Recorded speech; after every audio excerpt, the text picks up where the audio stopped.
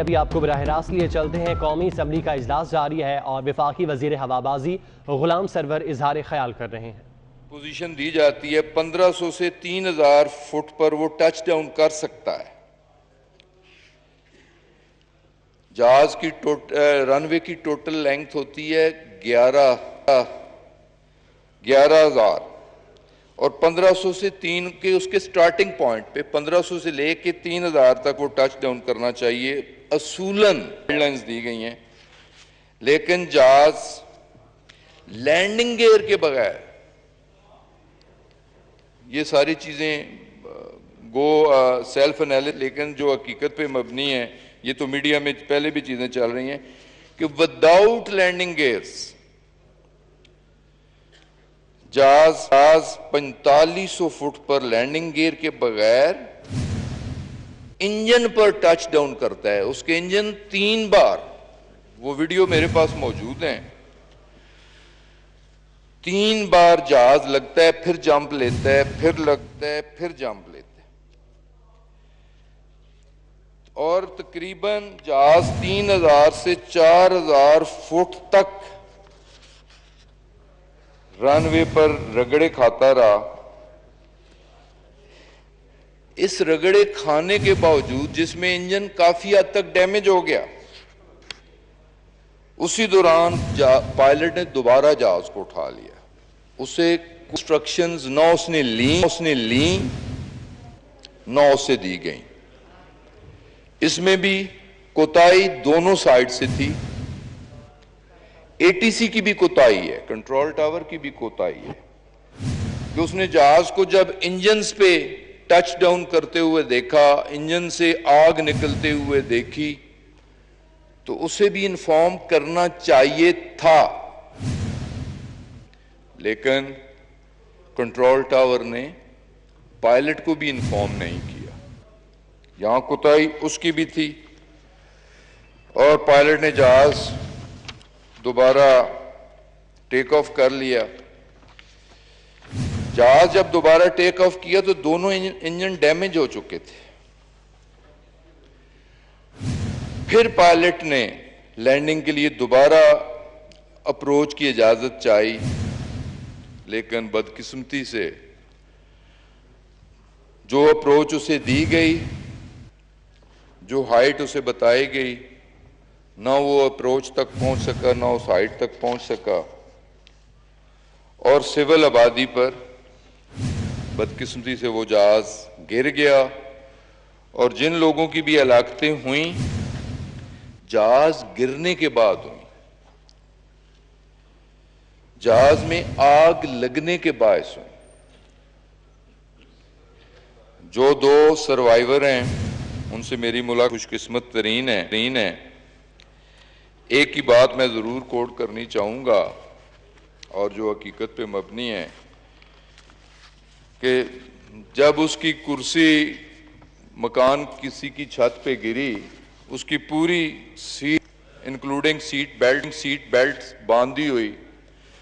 पहले मकान की 3rd स्टोरी पे गिरा, बाल की तरह उछला, 2nd स्टोरी पे आया, बाल की तरह उछला, 1st स्टोरी पे आया।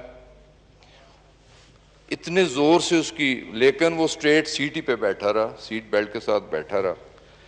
तो जब 1st स्टोरी पे आया तो उस वक्त उसे रेस्क्यू किया गया। मामूली जख्मी था, तो उसने जो पहली बात की, जिन लोगों ने उसे रेस्क्यू किया, अल्लाह का शुक्र अदा किया और कहा मेरी बात मेरी मां से कराई जाए। फर्स्ट कॉल उसने मां को की और मां को सारा वाकया बताया और कहा मां, मैं तुम्हारी दुआओं की वजह से अल्लाह ने मुझे जिंदगी दी। मां की दुआओं में इतनी ताकत, और उस बंदे ने रियलाइज भी किया। तो सर, इब्तदाई तहकीकाती रिपोर्ट के मुताबिक पायलट और कंट्रोलर एटीसी दोनों ने मरवजा तरीकाकार को इख्तियार नहीं किया। एक तरफ पायलट ने कंट्रोलर की हिदायत को नजरअंदाज किया और दूसरी तरफ कंट्रोलर ने भी जहाज के इंजन रगड़ा खाने के बाद नुकसान के बारे में आगाह नहीं किया। तो जनाब स्पीकर, ये सब कुछ बताते हुए दुख भी हो रहा है और मैंने खुद वॉइस रिकॉर्डर से सारी उनकी कन्वर्सेशन खासकर आखिरी आधे घंटे की सुनी और बदकिस्मती से थ्रू आउट कॉकपिट पे जाने से पहले या जाने के बाद और आखिरी अल्फाज 3 बार पायलट के मुंह से या अल्लाह या अल्लाह 3 दफा अल्लाह का नाम लिया गया, लेकिन थ्रू आउट जो डिस्कशन थी वो कोरोना के बारे में थी।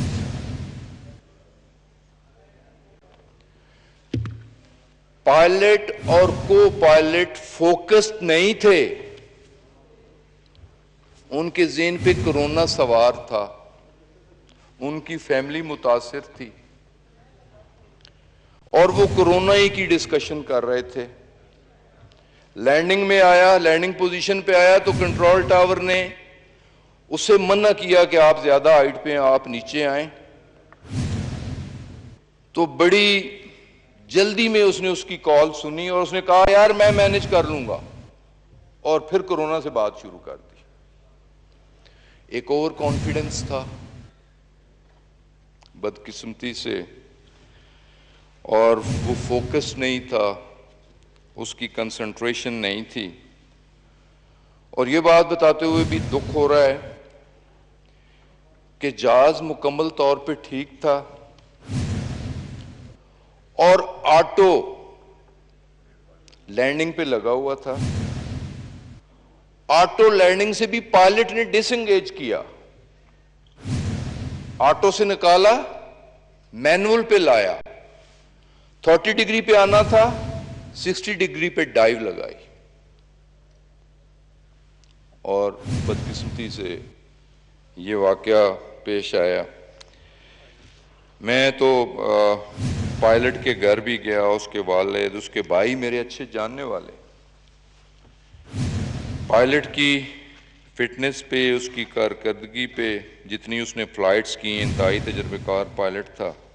उस फैमिली के साथ एक ताल्लुकात भी थे, अफसोस का इजहार भी किया, लेकिन ज़्यादा अफसोस इस बात का कि पायलट और को पायलट के ओवर कॉन्फिडेंस और फोकस न होने से हमें इतने बड़े साने से गुजरना पड़ा। तो जनाब स्पीकर, ये इस वाक़या की इंटरम रिपोर्ट है कि जिम्मेदारी क्रू केबिन की भी और एटीसी की भी बनती है। जो दुनिया से चले गए अल्लाह ताला उनकी मग़फ़िरत फरमाए, लेकिन जो हयात हैं और ज़िम्मेदार हैं वो हिसाब किताब से बच नहीं पाएंगे, उनके खिलाफ भी कानून के मुताबिक एक्शन होगा।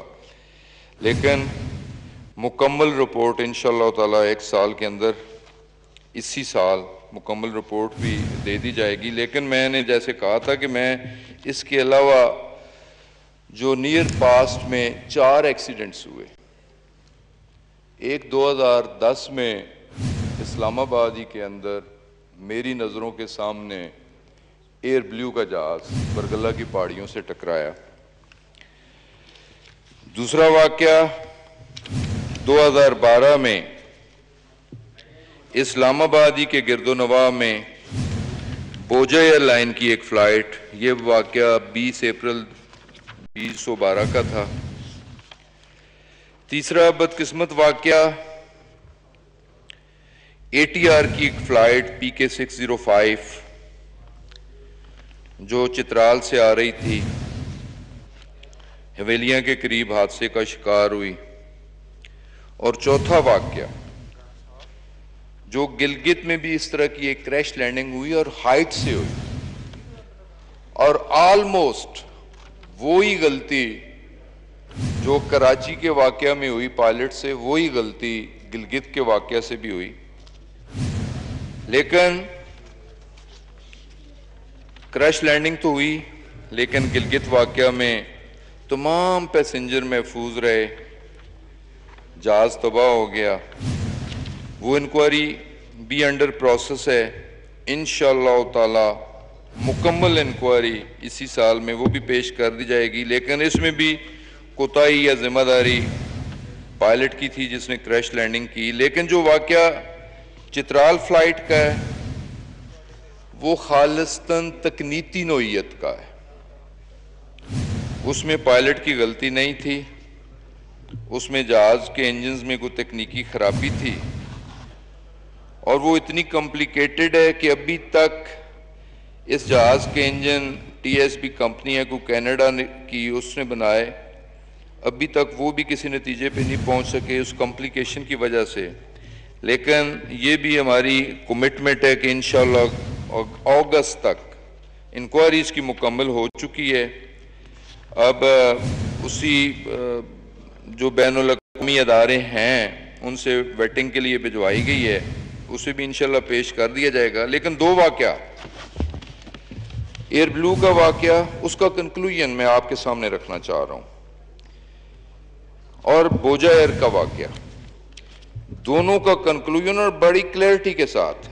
Air blue crash occurred because of air crew error of judgment,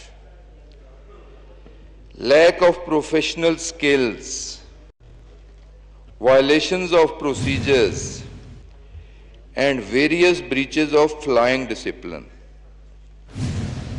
ये सर एयर ब्लू के वाक़े में एक कंक्लूजन है और उसकी सेफ्टी रिकमेंडेशंस इसके अलावा हैं। और इसी तरह बोजा एयर के बारे में जो कंक्लूजन है, कॉज ऑफ एक्सीडेंट, बोजा air crash occurred because the aircraft encountered bad weather condition and the air crew took incorrect decisions and violated the procedures. The air crew did not have adequate experience of management of automated flight deck. Their competence skill level lagged and the operator Boja Air had inadequate system of training, monitoring of performance of the aircrew। Sir इसमें भी कोई गलती थी, violation थी, सुस्ती थी, mismanagement थी।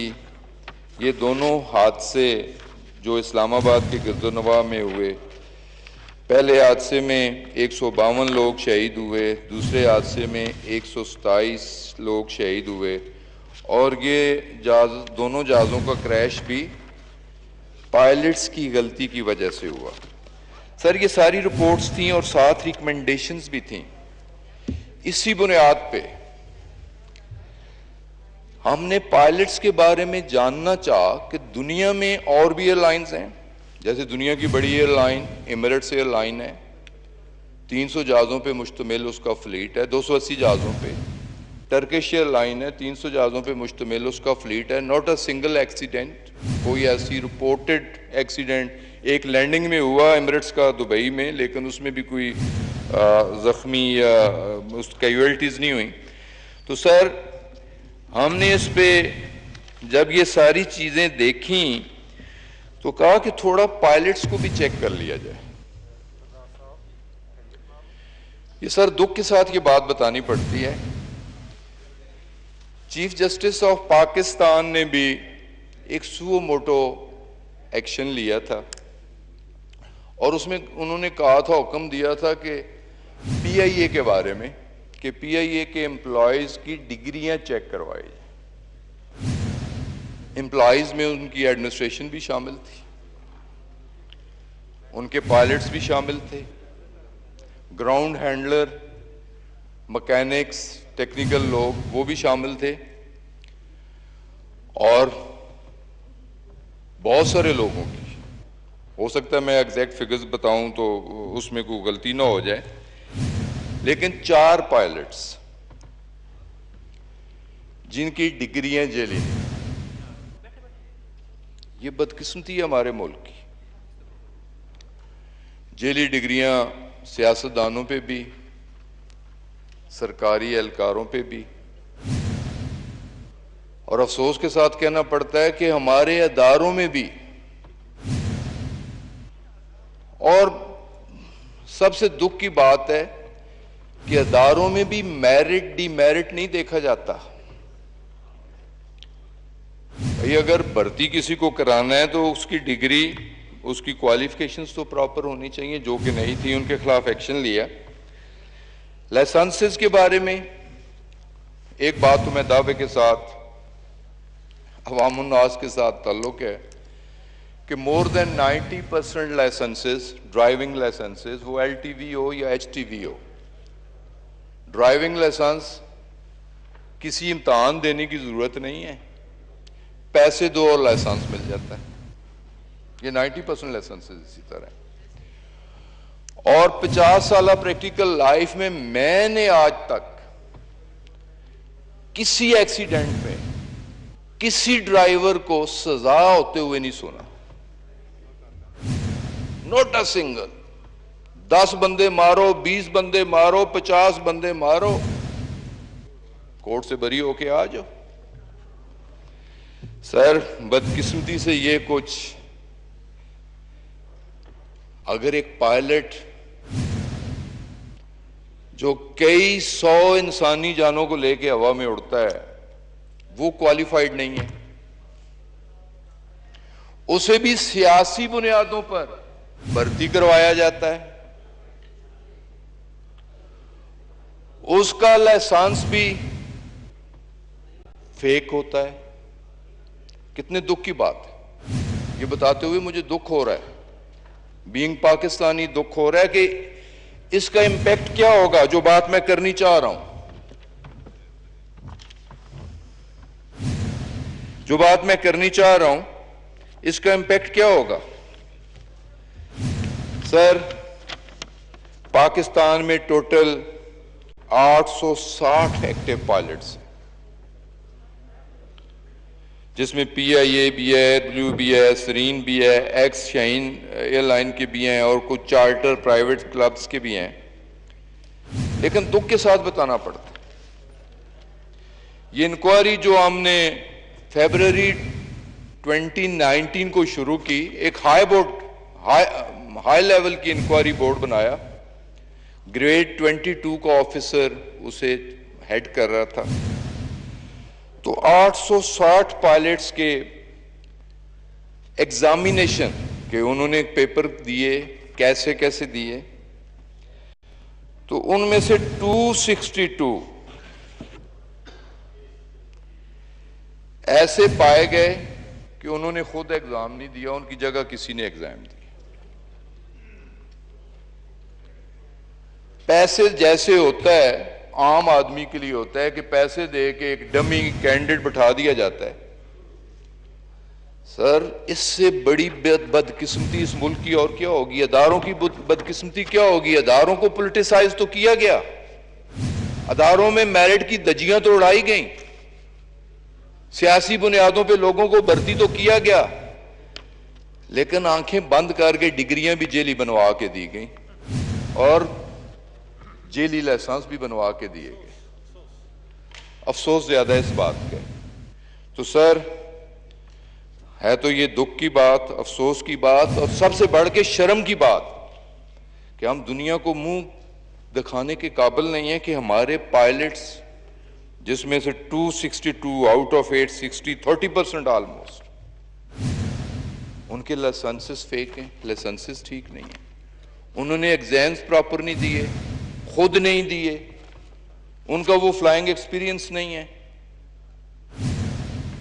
तो सर ये बताना भी जरूरी था इसके साथ ही साथ, और सिर्फ ये बता नहीं रहे, इस पे हमने एक्शन भी शुरू करवा दिया जी, और बिस्मिल्लाह शुरू कर दी है।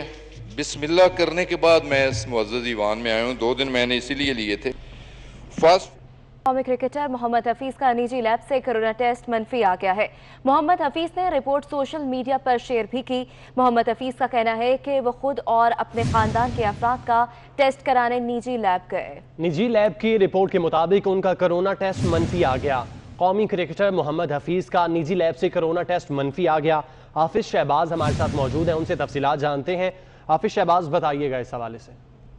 जी बिल्कुल, पाकिस्तान क्रिकेट टीम के साबिक कप्तान और सीनियर खिलाड़ी मोहम्मद हफीज, जिनका कल कोरोना वायरस टेस्ट पॉजिटिव आया था, उन्होंने अपने एहतियाती तौर पे सेकंड ओपिनियन के तौर पे मुकामी जो लैब है वहां से जाके दोबारा टेस्ट करवाया। तो अपने समेत अपनी फैमिली का भी टेस्ट करवाए थे। अभी कुछ देर पहले मोहम्मद हफीज ने ट्वीट किया है और उन्होंने अपनी रिपोर्ट भी शेयर की है, जिसमें कहा है कि उनका और उनकी पूरी फैमिली का टेस्ट जो है वो नेगेटिव आ गया है। उनका ये कहना था कि उन्होंने सेकंड ओपिनियन के तौर पे दूसरी लेबॉर्ट्री से जाके मैं टेस्ट करवाया है, जिसपे वो नेगेटिव आया, जिसमें उन्होंने अल्लाह का शुक्र भी अदा किया है। उन्होंने दुआ की है कि अल्लाह ताला तमाम लोग जो है उनको भी सेहत दे। और उसके साथ साथ मोहम्मद हफीज ने अपना टेस्ट नेगेटिव आने पर खुशी का इजहार भी किया है और अपनी टेस्ट रिपोर्ट जो है उन्होंने सोशल मीडिया पे जारी की है। इसके साथ साथ मोहम्मद हफीज के हवाले से बताएं कि कल भी उनका ये कहना था कि उन्हें कोई ऐसा सिम्टम नहीं है और वो हैरान है कि उनका टेस्ट नेगेटिव पॉजिटिव क्यों आया था। हम अब उन्होंने दोबारा सेकंड ओपिनियन के तौर पे जो टेस्ट आया है वो नेगेटिव आ गया और उसके बाद अब मोहम्मद हफीज ने अपनी रिपोर्ट भी सोशल मीडिया पे जारी कर दी। ये रिपोर्ट अब वो पीसीबी हुकाम को भी भिजवाएंगे। ठीक है हाफिज शहबाज, बहुत शुक्रिया।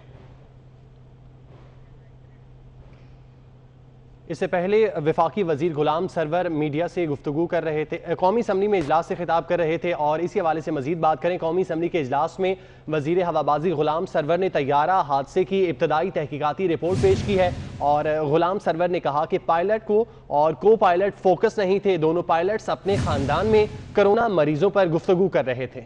कंट्रोलर और पायलट दोनों ने गफलत का मुजाहिरा किया। उन्होंने कहा कि जो हादसे का शिकार हो गए अल्लाह उनकी मगफरत करे, जो जिम्मेदार जिंदा हैं उन्हें माफ़ नहीं किया जाएगा। तो आपको बता रहे हैं कौमी असम्बली में वज़ीर हवाबाजी गुलाम सरवर खान ने कराची तैयारा हादसे की इब्तदाई तहकीकाती रिपोर्ट पेश करती है। गुलाम सरवर खान ने कहा है कि पायलट और को पायलट फोकस नहीं थे, दोनों पायलट्स अपने खानदानों में कोरोना मरीजों पर गुफ्तगू कर रहे थे। कंट्रोलर और पायलट दोनों ने गफलत का मुजाहिरा किया। उन्होंने कहा जो हादसे का शिकार हुए अल्लाह उनकी मगफरत फरमाए। कौमी असम्बली इजलास में वजीर हवाबाजी गुलाम सरवर खान ने तैयारा हादसे की इब्तदाई तहकीकाती रिपोर्ट पेश की है। गुलाम सरवर खान ने कहा कि पायलट और को पायलट फोकस नहीं थे, दोनों पायलट्स अपने खानदान में कोरोना मरीजों पर गुफ्तगू कर रहे थे। कंट्रोलर और पायलट दोनों ने गफलत का मुजाहिरा किया। उन्होंने कहा कि जो हादसे का शिकार हो गए अल्लाह उनकी मगफिरत करे, जो जिम्मेदार जिंदा हैं उन्हें मुआफ नहीं किया जाएगा। उन्होंने मजीद कहा कि एयर ब्लू और भूजा एयर का हादसा भी पायलट्स की गलती से हुआ, जो जिम्मेदार जिंदा हैं उन्हें मुआफ नहीं किया जाएगा और जो हादसे का शिकार हो गए अल्लाह उनकी मगफिरत करे। गुलाम सरवर ने मजीद कहा कि जहाज मुकम्मल फिट और ऑटो लैंडिंग पर लगा हुआ था। पायलट के मुंह से आखिरी अल्फाज या अल्लाह खैर हो के निकले। कंट्रोलर ने पायलट को जहाज में लगी आग से आगाह न किया। पायलट्स पूरी तरह फोकस नहीं थे, उनके दिमाग पर कोरोना सवार था। दोनों पायलट्स अपने खानदानों में कोरोना मरीजों पर गुफ्तगू कर रहे थे। पायलट और को पायलट फोकस नहीं थे, उनकी गलती थी। कंट्रोलर और पायलट दोनों ने गफलत का मुजाहिरा किया। कुछ ही देर पहले कौमी असम्बली इजलास में वज़ीर हवाबाजी गुलाम सरवर खान ने कराची तैयारा हादसे की इब्तदाई तहकीकाती रिपोर्ट जो है वो पेश कर दी है। गुलाम सरवर खान ने कहा है कि पायलट और को पायलट फोकस नहीं थे, दोनों पायलट्स अपने खानदानों में कोरोना मरीजों पर गुफ्तगू कर रहे थे। कंट्रोलर और पायलट दोनों ने गफलत का मुजाहिरा किया। उन्होंने कहा कि जो हादसे का शिकार हो गए हैं अल्लाह उनकी मगफरत फरमाए, जो जिम्मेदार जिंदा हैं उन्हें माफ़ नहीं किया जाएगा। जबकि उनका यह भी कहना था कि एयर ब्लू और भोजा एयर का हादसा भी पायलट्स की गलती से हुआ, जो जिम्मेदार जिंदा हैं उन्हें मुआफ नहीं किया जाएगा।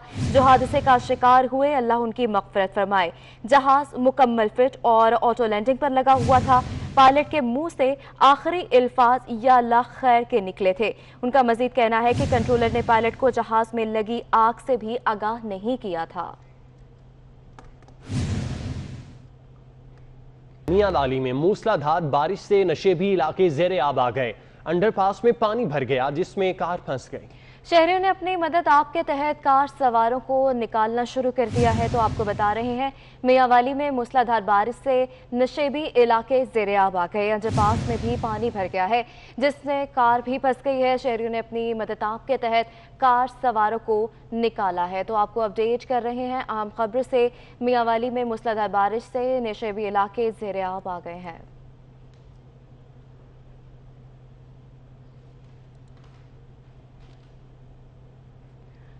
लाहौर में भी चीनी की किल्लत बरकरार है। यूटिलिटी स्टोर्स पर भी चीनी दस्तयाब नहीं है। मजीद तफसीलात जानते हैं हसन अली से। जी हसन, बताइएगा। जी बिल्कुल, शहर में चीनी की किल्लत जो है वो बदस्तूर बरकरार है और शहर की मार्केट के साथ साथ अब यूटिलिटी स्टोर्स पे भी चीनी और आटा दस्तयाब नहीं है, जिसकी वजह से शहरी जो है वो परेशान नज़र आते हैं। इसी वजह से मज़ीद बात करेंगे। यहाँ पे मेरे साथ एक शहरी जो है मौजूद है। ये बताइएगा कि आप चीनी और आटा लेने आए हैं, क्या सूरत हाल है और मार्केट की क्या सूरत हाल है? जी सर, मैं काफ़ी दिनों से विज़िट कर रहा हूँ तो चीनी यहाँ अवेलेबल नहीं है। मार्केटों में भी यही सूरत हाल है, जिसकी वजह से परेशानी का सामना हो रहा है। हुकूमत ने ये कहा था कि 70 रुपये में चीनी मार्केट में मिलेगी, आपको किसी जगह पे 70 रुपये में मिल रही है मार्केट में? जी बिल्कुल नहीं, मिल ही नहीं रही, तो 70 रुपये तो बात की बात है। जैसे कि मेरे साथ यहाँ पे एक शहरी जो है मौजूद थे, उनका यही कहना था कि हुकूमत की जानिब से जो चीनी है और आटा है उसकी सप्लाई नहीं की जा रही। ना सिर्फ मार्केट में चीनी दस्तयाब नहीं, बल्कि इसके साथ साथ जो यूटिलिटी स्टोर्स हैं वहाँ पे भी चीनी दस्तयाब बहुत नहीं है। शुक्रिया आपका। दूसरी जानिब रावलपिंडी में भी आटे और चीनी का बहरान शिद्दत इख्तियार कर गया। दोनों अशिया ओपन मार्केट और यूटिलिटी स्टोर से गायब हो गईं। तफसीलात जानते हैं सरदार सदाकत से। सदाकत बताइएगा। जी बिल्कुल, रावलपिंडी में गुज़श्ता चंद दिनों से चीनी और आटे का बहरान शिद्दत इख्तियार कर चुका है और शहरी जो हैं वो चीनी और आटे के असूल के लिए मारे मारे फिर रहे हैं। इससे कबल चीनी जो थी सुप्रीम कोर्ट की हिदायत के मुताबिक 70 रुपये किलो फ़रोख्त होनी थी, जबकि चीनी जो है वो ओपन मार्केट में 85 रुपये किलो मिल रही थी, जबकि यूटिलिटी स्टोर पर चीनी गायब थी। इसी तरह आटे की अगर बात की जाए तो रमज़ान के बाद से यूटिलिटी स्टोर पर ना तो आटा मिल रहा है और ना ही अब चीनी दस्तयाब है, और ओपन मार्केट में भी चीनी और आटा गायब है। और गुज़श्ता चंद दिनों से शहरी जो है दोनों जो अशाए खुर्दनोश हैं इनके असूल के लिए फिर रहे हैं, लेकिन मार्केट में ना तो चीनी मिल रही है और ना ही आटा दस्तयाब है। जबकि देसी जो चक्की है उन पर आटा मिल रहा है, लेकिन वो आटा भी 80 रुपये किलो मिल रहा है। शहरी जो है वो महंगा आटा खरीदने पर मजबूर है, जबकि चीनी और आटा जो है ये दोनों। बहुत शुक्रिया अपडेट करने के लिए। न्यूज़ स्टूडियो से फिल वक्त इतना ही।